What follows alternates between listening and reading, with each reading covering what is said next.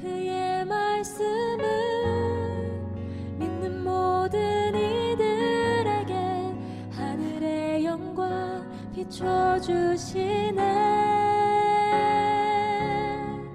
하나님 말씀으로 아버지 마음으로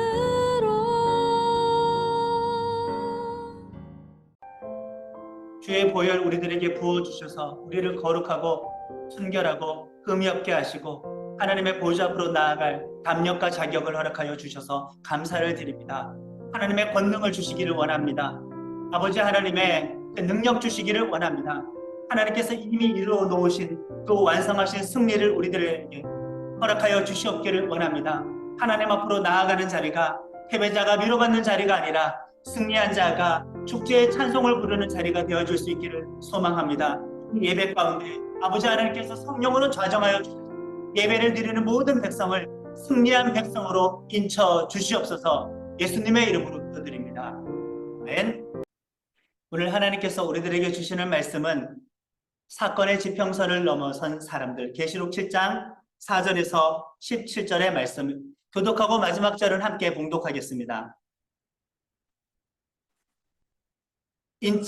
내가 인침을 받은 자의 수를 들으니 이스라엘 자손의 각 지파 중에서 인침을 받은 자들이 14만 4천이니 유다 지파 중에 인침을 받은 자가 1만 2천이요 르우벤 지파 중에 2만 2천이요 갓 지파 중에 1만 2천이요 아셀 지파 중에 1만 2천이요 납달리 지파 중에 1만 2천이요 므낫세 지파 중에 1만 2천이요 시몬 지파 중에 1만 2천이요 레위 지파 중에 1만 2천이요 이사갈 지파 중에 1만 2천이요 스불론 지파 중에 1만 2천이요 요셉 지파 중에 1만 2천이요 베냐민 지파 중에 인침을 받은 자가 1만 2천이라.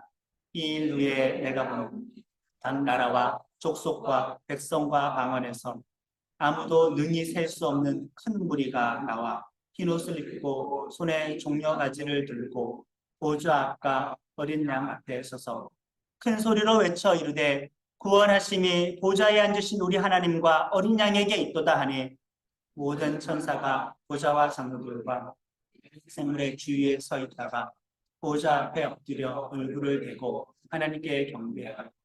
이르되 아멘. 찬송과 영광과 지혜와 감사와 존귀와 권능과 힘이 우리 하나님께 세세토록 있을지어다. 아멘 하더라.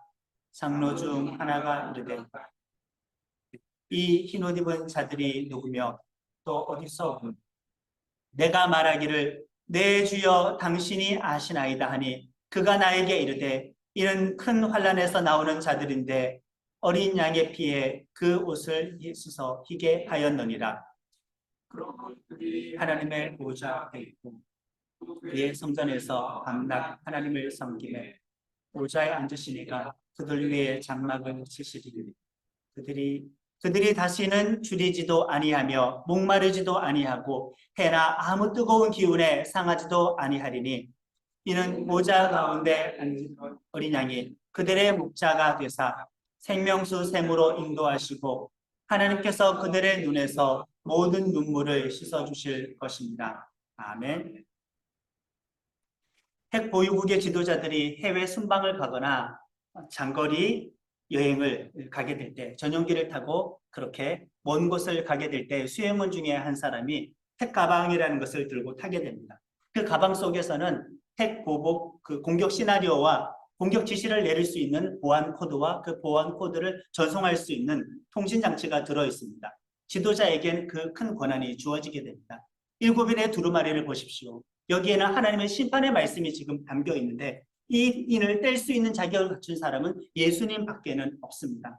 어린 양 예수님께서 보좌에 앉으신 하나님으로부터 세상을 심판할 수 있는 그 권한을 부여받으셨고 그 심판 메시지가 담겨 있는 이 두루마리 7인을 뗄 수 있는 자격을 예수님께서 갖고 계시다. 그 말입니다. 그분께서 이 인을 하나씩 떼실 때마다 풀어 헤칠 때마다 이 세상에는 심판 재앙이 발생을 하게 됩니다.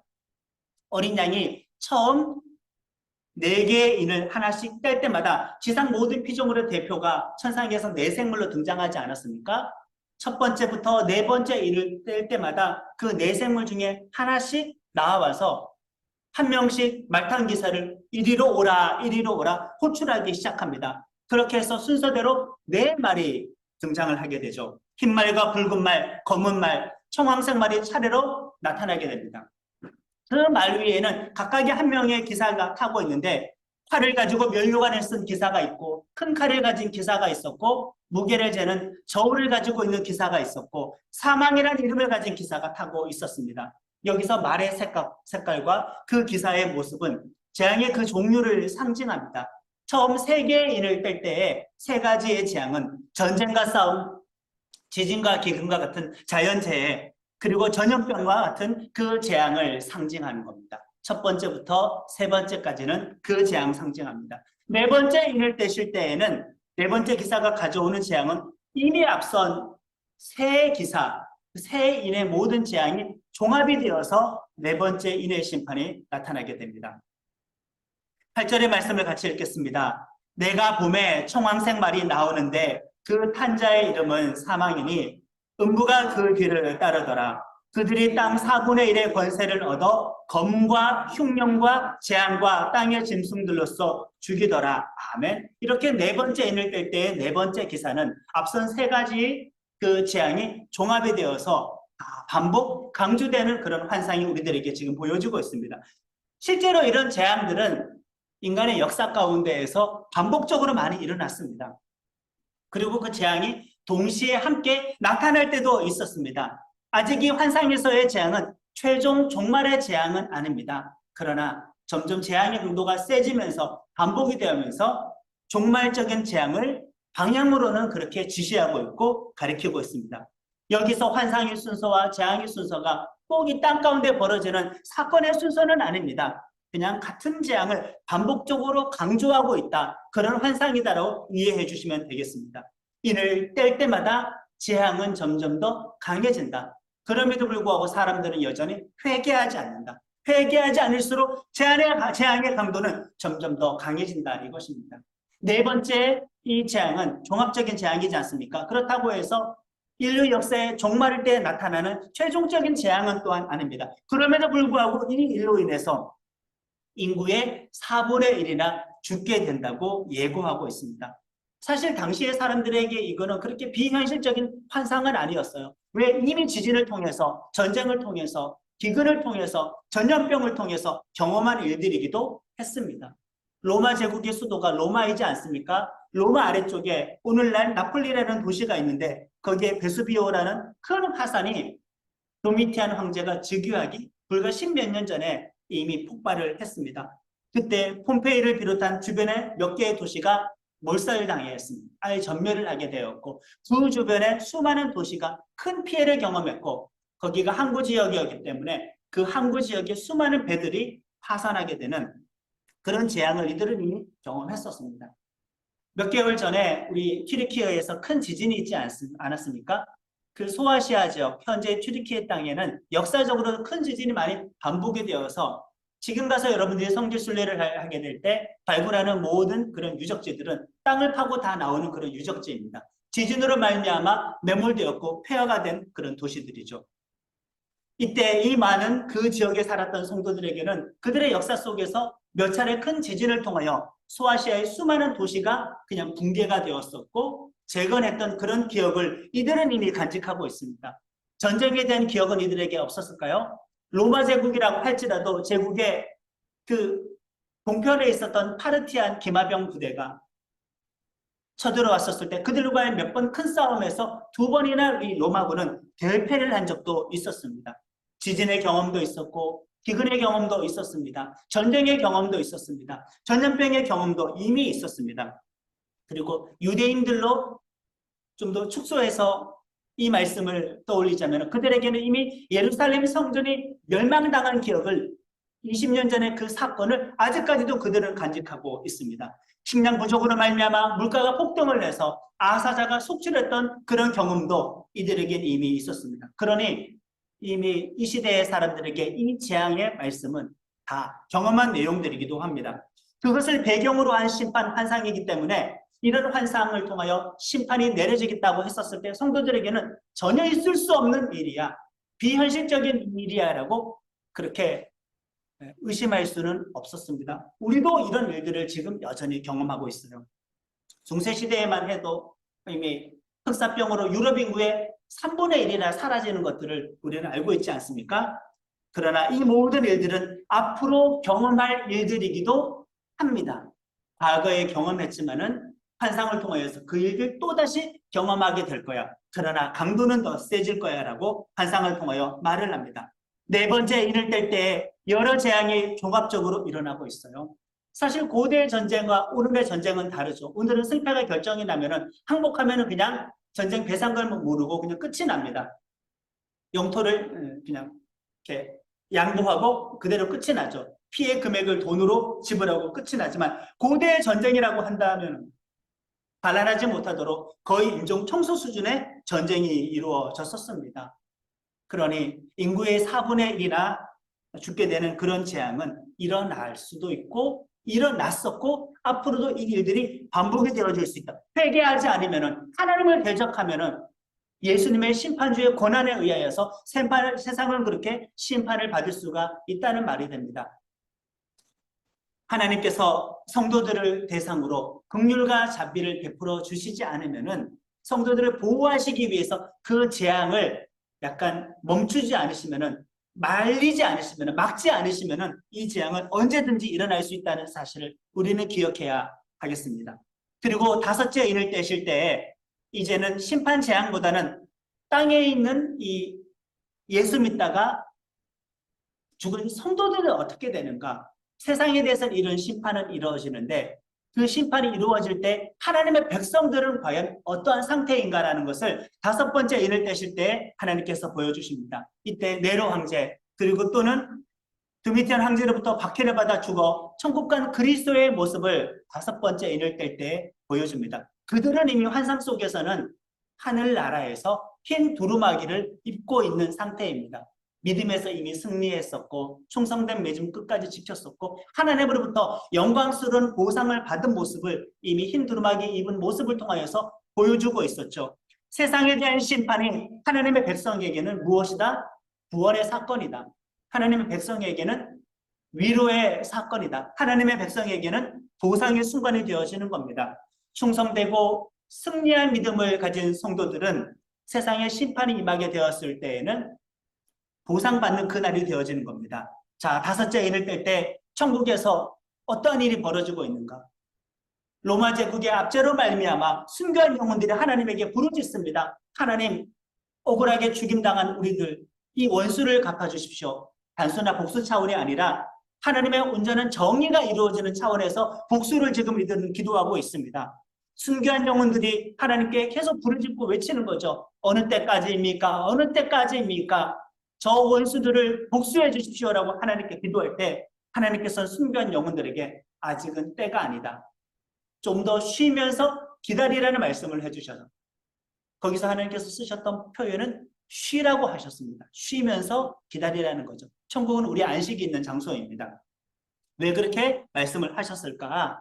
아직까지 순교당할 영혼들이 더 남아있다. 아직까지 순교자가 더 채워져야 한다. 그 말은 박해가 끝나지 않았다라는 거죠. 그리스도의 남은 고난을 자기 육체에 채워서 순교자의 삶을 살아갈 자들이 더 채워져야만 완전한 심판이 최종적으로 이루어진다고 합니다. 성도들은 요구하였지만은 하나님께서는 더 순교해야 된다라고 이렇게 말씀을 하는 거죠. 6장 11절의 말씀을 같이 읽겠습니다. 각각 그들에게 흰 두루마기를 주시며 이르시되 아직 잠시 동안 쉬되 그들의 동물종들과 형제들도 자기처럼 죽임을 당하여 그 수가 차기까지 하라 하시더라. 하나님의 섭리를 다 알 수 없지만은 어떠한 의미에서 의인이 고난당하고 죽임당하는 것은 하나님의 뜻입니다. 그렇게 그러한 영혼들이 채워지게 될 때 하나님의 구원 역사가 진행이 되어지는 거죠. 종교의 자유가 있는 현대에 솔직히 박해라는 단어는 너무나 낯섭니다. 우리는 죽기까지 충성해 본 적도 없고 죽기까지 충성할 수 있는 그런 상황도 아닙니다. 우리는 죽기까지 인내하면서 믿은 적도 없습니다. 죽도록 우리들의 믿음을 증명해야 되는 그런 상황도 우리들에게는 벌어지지도 않고 우리의 죽음을 요구하지도 않습니다. 하나님은 하늘의 순교자들에게 고난의 분량이 더 채워져야 한다고 분명히 말씀을 하셨어요. 순교자가 더 채워져야 한다고 말씀을 하셨기 때문에 오늘 우리의 삶을 보면 누군가는 분명히 그런 삶을 살아갑니다.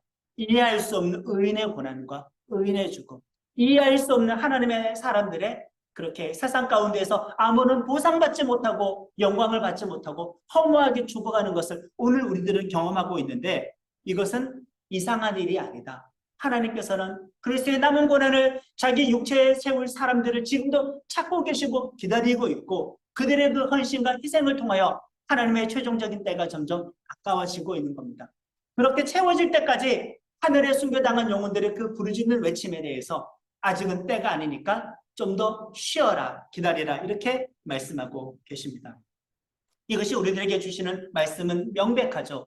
누군가는 하나님의 뜻을 이루기 위하여 순교자의 삶을 살아가야 한다라는 겁니다. 물론 이것을 거창하게 생각하면 적용할 수 있는 부분이 전혀 없지만 일상적인 적용으로 넘어가면 내 믿음 때문에 내가 희생해야 될 것, 내 믿음 때문에 내가 손해봐야 될 것은 너무나 많이 있습니다. 우리는 개인의 안위만을 위한 믿음에 머물러 있지는 않습니까? 순교는커녕 작은 고난조차도 견디지 못해서 속된 말로 멘탈이 탈탈 털리고 위로와 축복으로만 길들여진 연약한 믿음의 시대를 살아가고 있지는 않습니까? 그러면 우리가 어떻게 이렇게 기도할 수 있겠습니까? 마라나타, 아멘 주 예수여, 어서 오시옵소서라고 어떻게 기도할 수 있겠습니까? 더 많은 순교자의 숫자가 채워져야 주님께서 오시고 최종적인 심판이 있는데 순교자의 삶을 살아가지 않고서 어떻게 주님 어서 오시옵소서라고 기도할 수가 있겠습니까? 우선적인 것은 그리스도의 남은 고난을 내 육체에 채우겠습니다. 나의 믿음과 나의 삶이 순교자적인 믿음과 삶이 되게 하소서라고 먼저 기도해야 할 줄로 믿습니다.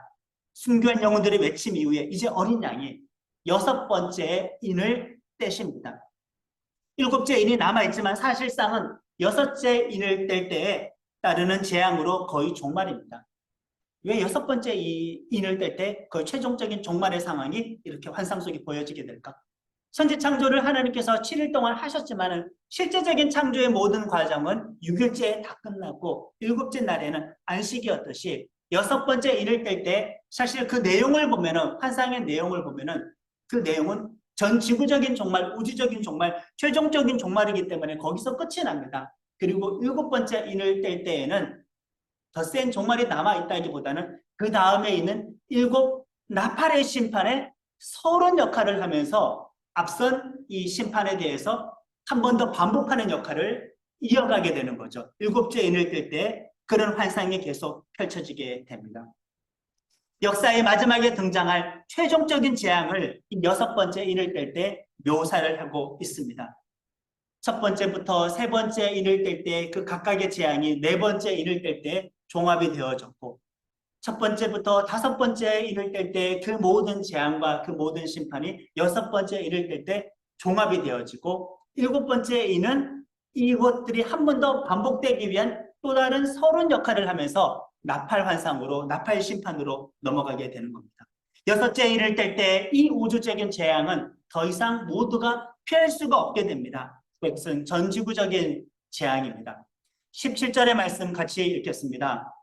그들의 진노의 큰 날이 이르렀으니 누가 능히 서리요. 아멘. 피할 수가 없습니다. 비현실적인 말입니까? 사실 핵전쟁이 일어나도 이런 일들은 가능합니다. 기후재앙으로도 이런 일들은 가능합니다. 치명적인 바이러스로도 이런 일들은 가능합니다. 하늘에서 거대한 운성 하나만 떨어져도 비껴나가지 않고 하나만 떨어져도 이런 일들은 충분히 일어날 수가 있습니다. 그렇기 때문에 이 환상을 특별하게 이것이다라고 단정할 수는 없지만은 최종적으로는 큰 재앙이 있고 그것은 지극히 사실적인 말씀이다라고 우리는 이해해야 합니다. 계시록의 모든 심판이 반드시 모두 최종적인 미래를 말을 하는 것은 아니지만은 지금 환상이 흘러가는 방향을 보면은 역사 속에서의 반복적인 심판이라고 할지라도 그 방향은 지금 그 지시 등은 지금 최종적인 심판을 계속 가리키고 있습니다. 이미 예수님께서 이 땅 가운데 처음 오셨을 때부터 심판의 시작이 되었습니다. 하나님 나라가 그때 오셨다고 했으니까 이미 종말은 그때부터 시작이 되었습니다. 그런데 여전히 우리들은 최종적인 심판과 종말을 기다리고 있습니다. 예수님께서 부활하셨을 때 승리하셨잖아요. 이미 승리했습니다. 그런데도 불구하고 우리는 여전히 죄와 악과 싸우면서 최종적인 승리를 바라보고 있습니다. 이미 경험한 일들이지만 최종적인 것을 향하여서 계속 나아가고 있다. 그 방향을 가리키고 있습니다. 자, 이제 마지막으로 일곱째 인을 떼는 환상으로 넘어가야 될 텐데, 재앙이 진행되는 중에 갑자기 정적이 흐르듯이 하나부터 여섯 번째 인을 떼어가다가 일곱 번째 인을 떼는 환상 이야기를 하지 않고 다른 환상 이야기가 7장에 나옵니다. 얼마 전 태풍 마와르가 괌을 강타하고 오키나와를 관통할 때 저희 가족은 그때 거기에 있었습니다. 강풍이 몰아치는 밤 숙소에서 보내었는데 아내와 아이는 그 늦은 밤 태풍의 눈을 경험하기 위해서 바깥에 나갔어요. 몸이 날릴 것 같은 그 큰 비바람이 엄청나게 강풍이 불었었는데 한순간 갑자기 태풍의 눈 속에 들어오자마자 갑자기 고요해지는 거죠. 조용해지는 겁니다. 여섯 가지 인을 떼다가 일곱째 인 떼는 환상 이야기를 하지 않고 다른 환상이 끼어들어간 것은 심판의 효과가 극대화가 되어지는 겁니다. 최종적인 일이 있기 전에 그 고요감이 있는 거죠. 계시록에는 이렇게 갑자기 끼어든 환상의 사건이 몇 번 등장합니다. 절정에 치달을 뜻하다가 다른 환상으로 넘어가고 절정에 치달을 뜻하다가 다른 환상으로 넘어가는 것은 엄청난 비바람이 몰아치기 전에 태풍의 눈 가운데 잠깐의 고요가 있는 거죠. 하나님의 심판은 더 극대화가 되어서 다가오게 되어지는 것입니다. 일곱째 인을 떼는 환상으로 가기 전에 이런 심판 상황 속에서 이런 심판 재앙 속에서 하나님의 백성들은 어떻게 되는가? 이제는 환상의 내용과 그 초점이 하나님의 백성은 어떻게 되는가? 구원받은 백성들은 과연 어떻게 되는가? 심판받을 세상에서 하나님의 백성에게로 그 가리키는 방향이 바뀌어지게 됩니다. 자, 사탄과 악의 세력들, 하나님을 대적하는 세상과 그 모든 불신자들은 지금 이렇게 반복적인 심판을 받고 있고 종말적인 최종 심판을 앞두고 있는데 이 일들이 진행되어지는 동안 지금 하나님의 백성들은 어떻게 될까? 하나님의 백성이 우선이잖아요. 하나님께서 하나님의 백성보다 심판만 우선적으로 신경 쓰는 그런 분이십니까? 그러지는 않잖아요. 하나님은 심판보다 하나님의 백성을 더욱더 우선하는 분입니다. 지금 요한은 하늘 보좌에서 심판 환상을 보고 있는 중입니다. 그때 땅의 성도들은 과연 어떠한 상태일까? 7장 1절의 말씀을 같이 고백합니다. 이 일 후에 내가 내 천사가 땅 내 모퉁이에 선 것을 보니 땅의 사방의 바람을 붙잡아 바람으로 하여금 땅에나 바다에나 각종 나무에 불지 못하게 하더라. 아멘. 7장에서는 땅의 장면으로 전환이 됩니다. 물론 이 땅의 장면조차도 환상 속에서 보는 것들입니다. 여기에서 천사들이 이스라엘 12지파 그리고 그 각 한 지파마다 12,000명씩 도합 14만 4천 명의 이마에 도장을 찍어서 하나님의 소유라고 표시를 할 때까지는 큰 재앙을 막고 있어라라는 그런 환상을 보는 겁니다. 천사들에게 땅의 네 곳에서 바람이 불어오죠. 이것은 거의 전 지구적인 심판이지 않습니까? 모든 영역에서 심판이 다 다가오는데 그러나 그 바람을 잠깐 막고 있어라. 그동안 천사들이 해야 할 일은 무엇인가? 하나님께로부터 받은 그 도장 있지 않습니까? 그 도장을 14만 4천 명의 이마에 찍어서 도장 찍힌 사람은 하나님의 소유다. 하나님께서 구원할 자들이다라고 표시하라는 그 사명을 받게 되는 그 환상을 보게 됩니다. 그 숫자가 채워지기까지는 최종적인 심판을 내리지 말아라. 큰 재앙을 막고 있어라라는 그 환상을 보게 됩니다. 신천지에서 이 14만 4천 명을 문자적으로 해석을 하지 않습니까? 근데 우리가 계시록을 봤잖아요. 4시든 7이든 계시록에 등장하는 숫자는 오로지 거의 다 절대적으로 상징적인 숫자인데 다른 것은 다 상징적으로 해석해놓고 굳이 14만 4천 명만 문자적으로 해석하는 것은 큰 오류이겠죠? 계시록이라는 장르 자체가 묵시이기 때문에 여기서 14만 4천은 상징적인 숫자입니다. 이 14만 4천 명 채워질 때까지는 최종의 심판은 미루어라, 멈추어라 라는 그 뜻인데 구약에 12지파가 있습니다. 그 12지파, 12아들에서 구약의 이스라엘 하나님의 백성이 만들어졌습니다. 신약에는 12사도가 있습니다. 12사도들의 복음 증거로 신약의 교회, 신약의 구원받은 백성이 만들어지게 되었습니다. 그리고 성경에서 천천히요, 만만히요 할 때 이 천은 꼭 숫자적인 천, 문자의 천이 아니라 많고 많다 그 뜻이에요. 구약의 12지파, 신약의 12사도 곱하면 144가 되고 거기에 많음을 상징하는 천을 곱하면 14만 4천 명이 됩니다. 이 말은 문자적인 의미가 아니라 셀 수 없을 정도의 많은 하나님의 백성, 그 상징적인 수를 상징합니다. 신천지는 벌써 14만 4천 명 넘어섰거든요. 그런데도 새하늘과 새 땅이 아직도 안 오니까 교리를 자꾸 바꿔요.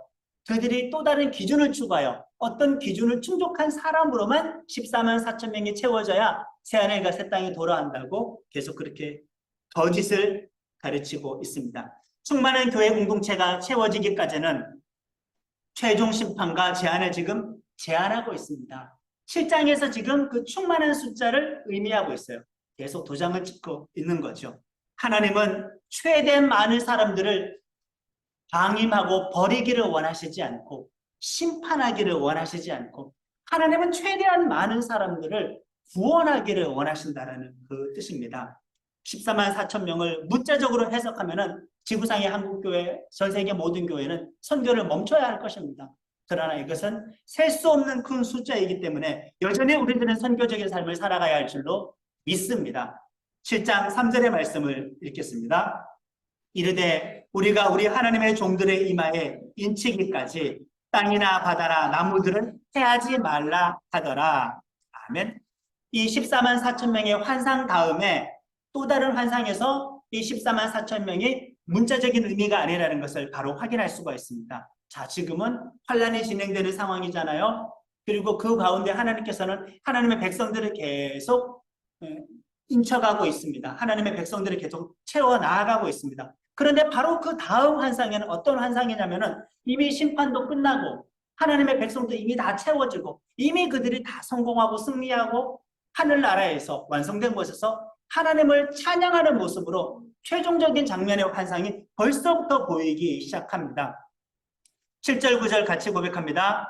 이 일 후에 내가 보니 각 나라와 족속과 백성과 방언에서 아무도 능히 셀 수 없는 큰 무리가 나와 흰옷을 입고 손에 종려가지를 들고 보좌 앞과 어린 양 앞에 서서 큰 소리로 외쳐 이르되 구원하심이 보좌에 앉으신 우리 하나님과 어린 양에게 있도다. 아멘. 이 위에 있는 단락의 환상이 14만 4천 명 인치는 내용인데 바로 그 다음 단락 환상으로 넘어오면은 아무도 능히 셀 수 없는 큰 무리라고 했으니 이 아무도 셀 수 없는 큰 무리가 바로 그 14만 4천 명인 것입니다. 그러니 숫자적으로 해석할 수가 없는 거지요. 계시록에 있는 이 일 후에는 시간상 다음 순서가 아니라 그냥 주제를 정하는 것입니다. 14만 4천 명 도장을 찍고 나서 본 환상 속에 하늘에서 흰 옷을 입고 하나님을 이미 예배하는 찬양, 예배하면서 찬송하면서 경배하는 그 모습들을 지금 환상 속에서 보고 있습니다. 어라 지금 앞서서는 재앙을 설명을 했는데 심판을 멈추어라. 하나님의 백성 채워지기까지 계속 하나님의 구원 사역이 이루어지는 14만 4천 명 채워지는 환상을 보았는데 바로 다음 환상에는 이미 허다한 수가 벌써부터 흰옷을 입고 손에 종려가지를 들고 어린 양을 찬양하고 있더라. 이것입니다. 이미 승리한 환상이죠.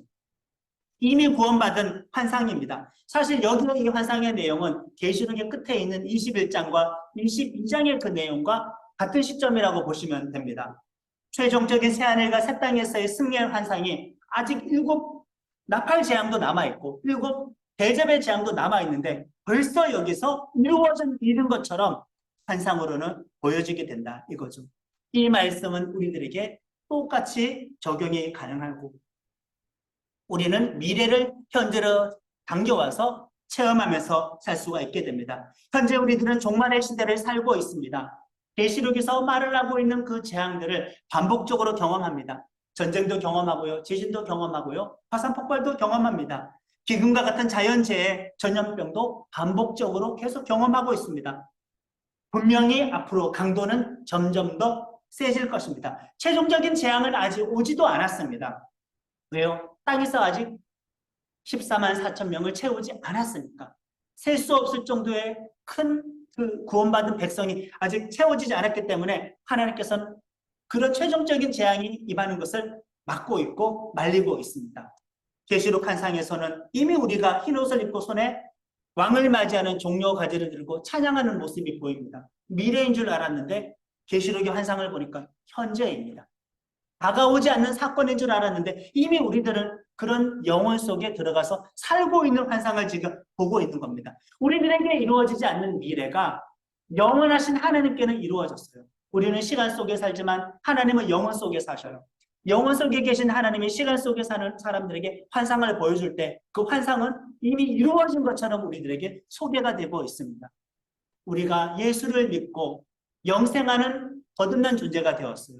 영생한다는 자체가 우리는 하나님의 영혼 속에 들어가 살 수 있게 되었으니 하나님의 시간 속에서 이루어진 그 모든 일들은 영적인 시간 속에서는, 영적인 법칙 속에서는 우리들에게는 벌써 이루어진 일이 되는 겁니다. 그런 의미에서 우리는 이미와 아직을 동시에 품고 살고 있습니다.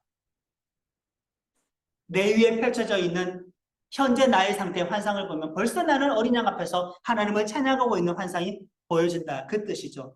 시간 속을 살고 있지만 시간을 초월하는 하나님께서 영혼 속에 살고 계시고 이 영혼성이야말로 하나님의 중요한 속성 가운데 하나인데 우리도 하나님의 그 영원한 속성을 물려받게 되었어요. 왜?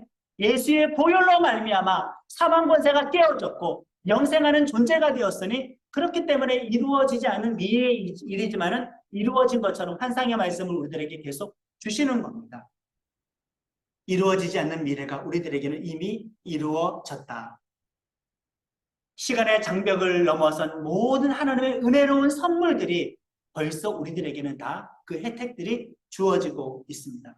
사건의 지평선이라는 단어를 아십니까? 전 처음에 이 말이 노래 제목, 문학적인 표현인 줄 알았더니 그렇지는 않습니다. 우주 물리학의 용어입니다. 블랙홀의 안과 밖, 그 경계선을 뜻하는 그런 말인데 이 블랙홀은 중력이 너무 강하다 보니까 빛조차도 빨아들여서 그 빛조차도 탈출하지 못한다고 합니다. 그 블랙홀의 주변으로는 그 내부에서는 시간과 공간의 왜곡이 일어난다고 합니다. 빛도 탈출하지 못할 정도의 그 너머이기 때문에 그 안에서 일어나고 있는 모든 사건의 그 영향력들이 그것을 외부에서 관찰하는 그 사람들에게는 아무런 영향력도 주지 못한다는 그 의미입니다. 그래서 사람은 물리적으로는 아무도 사건의 지평선을 넘어설 수가 없게 되어지는 거죠. 계시록 당시 땅에서 성도들은 지금 어떤 상태입니까? 맞아요. 고난당하고 있는 상태입니다. 그런데 환상 속에서 그들은 어떤 상태입니까? 지금도 구원이 계속 이루어지고 있고 하나님의 백성 채워지고 있고 심판은 반복되어 있고 종말을 향하여 나아가고 있는데 그러나 환상 속에서 땅에 고난당하는 성도들의 상태는 어떤 상태입니까? 벌써 흰옷을 입고 있고 종려나무 가지를 들고 있고 어린 양을 찬양하고 있습니다. 땅에는 지진이 있었죠. 전쟁이 벌어졌죠. 전염병이 있었죠. 핍박이 있었죠. 이미 겪은 일입니다. 그리고 앞으로도 겪게 될 환상처럼 소개가 되기도 하는데 이미 겪고 나서 최종적인 모습도 동시에 보여주고 있다. 몸을 가지고 있는 시간 속을 살아가는 우리 입장에서는 이런 사건의 경계선은 넘어설 수 없지. 지평선은 넘어설 수 없지. 그러나 영원하신 하나님의 은혜로 말미암아 최종적으로 완성될 그 일들이 이미 우리들에게는 넘어서는 은혜에 되었다. 넘어서는 축복이 되었다. 그 뜻입니다. 우리들에게는 미래가 과거가 되었고 현재가 되었습니다. 과거처럼 표현하기도 합니다. 육신의 몸을 초월해서 영혼 속을 사는 존재라고 한다면 이미 우리는 그런 존재이죠. 영생 얻은 백성이잖아요. 그 자체가 우리들이 내가 사건의 지평선을 넘어선 존재가 되었구나. 하나님의 영원하심 속에서 이루어졌던 모든 구원의 계획들은 내게 이미 성취가 되어졌구나. 이것을 좀 더 어려운 말로 선언적이라고 합니다. 성경에는 그런 표현을 많이 했습니다. 우리가 예수를 믿어 새로운 존재로 거듭이 났습니다. 이런 생각해 보신 적은 없으십니까? 지금 나와 동행하시는 하나님께서 나의 어린 시절, 나의 그 어떤 날에 영향을 주고 계신다. 현재. 또 지금 나와 동행하시는 하나님께서 하나님의 영원한 나라에서 부활 영광의 몸으로 하나님을 찬양하고 있는 그 내 모습을 지금 나를 보면서 이미 동시에 같이 보고 계신다. 이런 생각해 본 적 없으십니까? 또 나의 임종의 순간 바로 동시에 하나님께서 보고 계시며 그때도 보고 계시며 지금의 내 모습도 보고 계시며 평생 충성되게 잘 살아왔다고 충성되게 살아왔다고 칭찬하는 음성을 우리는 또한 들을 수도 있을지 모릅니다. 이렇게 영원토록 예수를 믿어 영원토록 예수를 사랑하고 동행하면서 사건의 지평선을 넘어서는 이런 계시록의 은혜를 누리는 나눔교회 성도들이 되기를 주님의 이름으로 다시 한번 축원합니다. 찬양하겠습니다.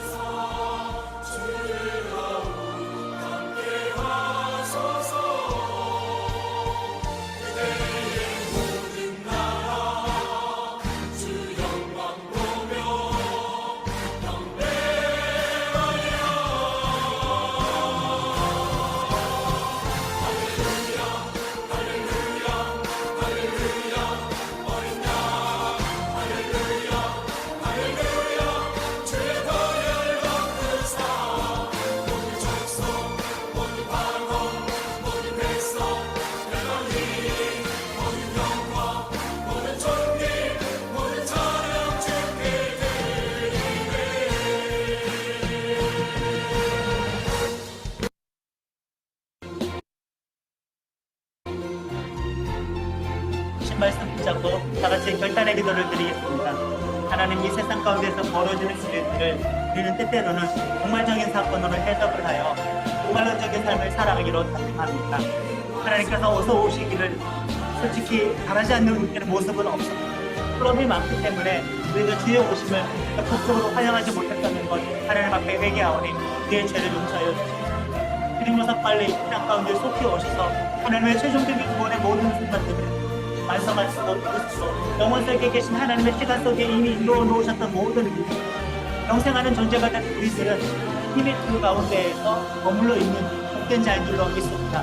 세상에서 벌어지는 모든 일들 속에서 회개와 충성과 믿음의 인내를 보일 수 있는 승리하는 백성 나되게 하여 주시고 대학을 통하여서 교만하였던 사람들이 그 강팍하였던 많은 사람들이 인간을 과대평가하고 스스로 높였던 모든 사람들이 하나님 앞에 꺾여지기를 원합니다. 죄와 악의 권세가 끊어지게 하소서. 의와 성도들을 그 가운데서 여전히 보호하시고 그럼에도 불구하고 14만 4천 명이 채워지기를 할 수 없는 하나님 분도 채워지기를 원하오니 교회로 하여금 신앙 공동체로 하여금 여전히 생명구원의 역사들을 통하여 부흥케 하옵소서. 부흥케 하옵소서.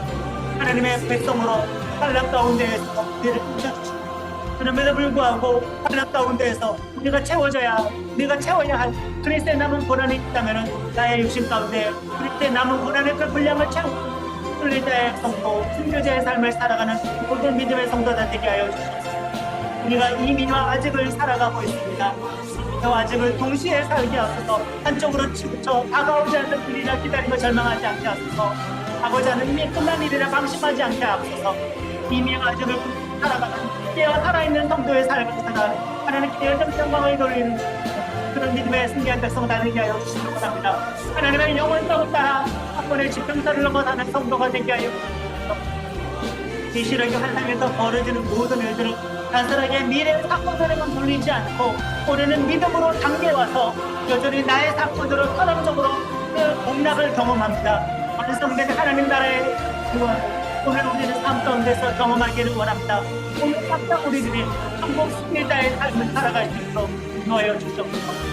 이 모든 말씀 예수님의 이름으로 기도드립니다. 아멘. 하나님 아버지의 사랑과 예수님의 은혜와 성령님의 감동 감화 역사하심이 영원하신 하나님의 영생케 하는 은혜로 말미암아 이미 사건의 지평선을 넘어선 난인교회 성도들에게 지금부터 영원토록 함께하여 주시기를 간절히 축원하옵나이다. 아멘. 그의 말씀은 믿는 모든 이들에게 하늘의 영광 비춰주시네.